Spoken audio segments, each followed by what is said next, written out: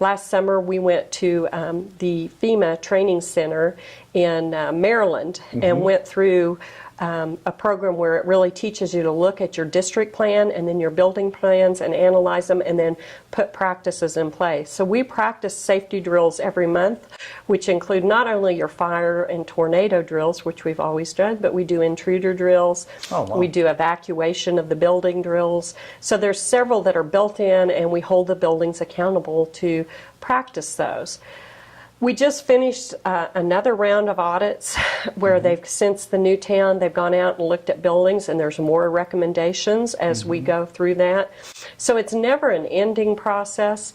What's really interesting right now is there's going to be some opportunities both at probably the state and the federal level that could impact us to hopefully maybe speed up some of the things we'd like to do with security. Sure. Some opportunities for some grant money that we're having a meeting on even this week. But it does, you know, it takes a lot of planning. And like I say, we are just so fortunate to have a police department that's constantly looking at it and working with our schools in order to make a safe environment. Absolutely, absolutely. And the next topic I would like to talk a little bit about Highland Park, because there's really been some great things happening at Highland Park. You know, the community came together to send the Scots to Scotland, which is a wonderful thing. There's also a great robotics program going on. So tell us a little bit about some of the happenings going on over there. Well, you might remember that it started about 4 years ago when they were identified as a low-performing high school. So Topeka had an opportunity to write a grant, and we are completing the last year of the grant. But at the same time, they had the opportunity to kind of change some things and really look at what curriculum is there and what would they do to really enhance the building and make it just the total building, whether it was the teaching staff, the administrative staff, the curriculum. It allowed us to go in and infuse some money and do some great things. The robotic program, it really is, it's not your typical robotic program that you're going to find in other Kansas schools. This is industrial robotics. And we have a wonderful teacher out there, and he has gone through all sorts of training, and the kids are really enjoying it. It's really sort of like gaming as they program those industrial robots to do different tasks. And they can get certified. They can get certified. Repair techs. And they're needed in our community. Even the new Mars plants and lots of places are really automated. So it's a great skill. We also put in a biotech opportunity where students get to participate by working in labs, a medical lab. And you know, I was surprised how many labs are here in Topeka. You think about it, you know, the KBI has a lab, Hill's Pet Food, lots of industries have a chemist on hand where they run different tests. So this is a great job, and not even considering the hospital, how they use this sort of skill. So kids are really enjoying it. It's very rigorous and to learn the procedures, and but it's gone very well. At the same time, they put in the CNA class, and really that is where they take, and by the end of the year, they're a certified nurse's aide. What that does is allows them to test, and then they can do part-time work either after school in high school or in college while they're working on their next stage, and it's a pretty good paying job to get a CNA in high school, so it helps out a lot where issues are. But really, the thing about Highland Park, you can just feel the energy in there. You walk in, the teachers want to be there, they're excited about being there. Of course, the wonderful activity where they got to go to Scotland, those are opportunities that not very many kids get, but it's just the enthusiasm and the support of the community, and also by people wanting to be in that school and be part of that change. It's been a really exciting adventure for Topeka Public Schools. That's very great, very great. We have taken over 100 business people from Topeka over to the CAPS program in Blue Valley. And this is actually a program where you fast forward yourself in your career. You actually, during school, you work for a company on projects and you receive credit for it. And we're hoping to start that with two of our big partners. Westar Energy is helping us design an engineering and environmental science pathway. And then Stormont Vail is helping us figure out a health pathway. So we have lots of different things going, but What we do know is students in this day and age, they have to have graduate. So we're working on our graduation rates. Then the last one on this side is a focus study. And really, this is kind of Topeka High's invention, but we see it's going to spread across to our other schools too, where students kind of lump their electives together, and so they have an international studies program. So there are about 20 different electives or so that they can choose to take, some like world geography or international business or international cuisine. Cool. So it can be a combination of electives that feed in that international studies. They're also required to take 4 years of a foreign language, and they have to take 2 different ones. So it really is a pretty rigorous. They complete a project at the time they're done. Our next question is from Jeff. He says, and this is in reference to the new Kansas law allowing a maximum of 29 school districts to file innovative district status, which makes exemptions from certain state laws. Where does USD 501 stand on this, and will you apply or not, and why?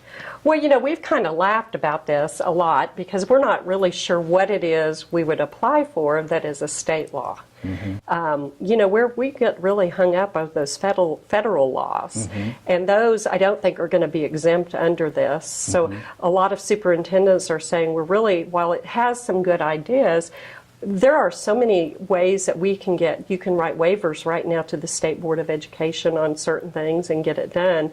We're just not sure what it is that districts are thinking they're going to do. Several of the districts are, again, looking at using maybe ACT instead of the state test, but we still think that will be dictated by the federal government and not the state. So we're going to have to kind of wait and play that out. If there are some options within the state to get out of the federal, we might look at it a little more serious. But really, right now, our state laws and our State Board of Education are very flexible with what they allow school districts to do and not do. It's more the federal laws that kind of get us sometimes. So it's not necessary. Well, we're not sure. We don't know We yet. just kind of want to see where it goes. Okay. I mean, and like I say, we can't think of anything that we would apply for right now that wouldn't be that we don't already have the opportunity to do. And if there is something, it would be more at the federal level with some of the accountability requirements. Okay, very good. And this next question comes in from Matt. What is USD 501 doing to improve discipline standards and follow-through methods to minimize the distractive behavior of students who disrupt the classroom? You know, and one of the things I really invite people to come and visit Topeka Public Schools. And, you know, first of all, we have great kids. And a lot of times you'll hear 1 or 2 stories and you'll think, oh my word, the schools. And it's not like that at all. Now, on the other hand, we do have some kids with extreme challenges. I think the public would be very surprised if they knew how many kids came to school with us that have some mental illness or some real challenges with their life skill. We have kids that are homeless or have some real struggles in their lives. Sure. You know, so I'm not saying it's just a jolly time. We're looking at lots of different things. One of our strategic goals this year was to look at our alternative programs. Okay. And we have a lot of alternative programs, but we probably don't have enough. We have several that we're kind of in the talks with one that's really a community effort that is almost a day treatment center that's kind of between the jail. Right now, a lot of times the juvenile detention center ends up being a placement for a child, and that may or may not be the right place.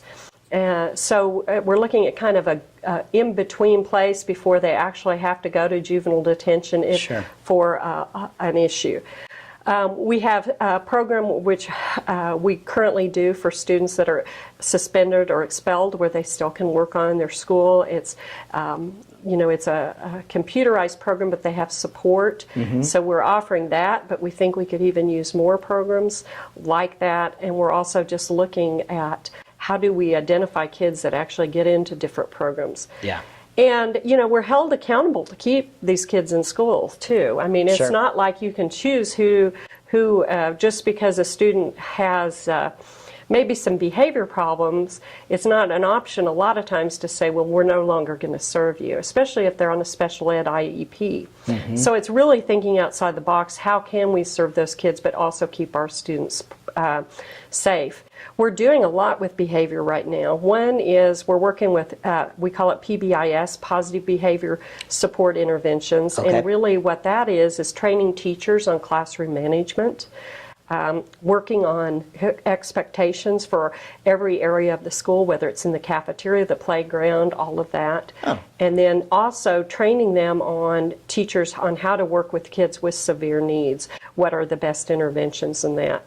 Oh. We've also developed Topeka Public Schools character plan, and really we're going to be working with parents on that, but making sure that students understand kind of expectations of behaviors or standards of behavior, and then really, you know, making sure that we have a plan in place when those students don't behave also. But Sure. it's about teaching behavior as much as defining. And, you know, we'd like to say that really that job does belong to the parents. Yeah. But what I do know is that not every parent maybe does it as well as some parents. So Yeah. it does become the role of the school to make sure that the students understand consequences and expectations, and to have a high standard for behavior. And I will say, anytime do come and visit our schools, because I would say most of our kids are absolutely joys to be around. And, you know, we all go through those years where you have some, you know, Problems here and students there. Yeah. that are, you know, test your wings, but there is a difference between